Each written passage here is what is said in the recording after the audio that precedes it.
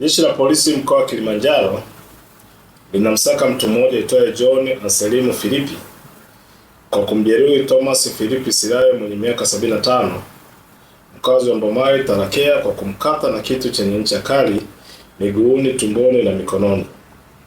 Tukio hilo lilitokea Mei 8, 2026 majira mchana huko kijiji cha Wama, kata Ubetu, Kahe, tarafa ya Useri, wilaya Rombo na mkoa wa Kilimanjaro, ambapo mtuhumiwa huyo alimshambulia kwa kumkata na kitu chenye ncha kali baba yake mkubwa aitwaye Thomas Philipi Silayo wakati akishughulikia mgogoro wa mipaka ya shamba la familia na kupelekea majeruhi makubwa, kisha mhalifu huyo kukimbia kusikojulikana.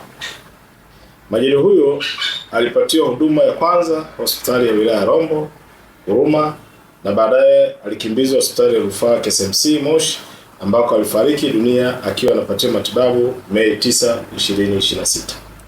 Jeshi la polisi mkoa wa Kilimanjaro linawasihi wananchi kutoa taarifa zitakazosaidia kumpata mtuhumiwa huyo ili achukuliwe hatua za kisheria. Ili kuwa mwanafamilia bora wa Global TV, usisahau kusubscribe, like, kushare na kucomment. Baada ya kusubscribe, bonyeza alama ya kengele ili kupata taarifa kwa kila video inayopanda Global TV Online.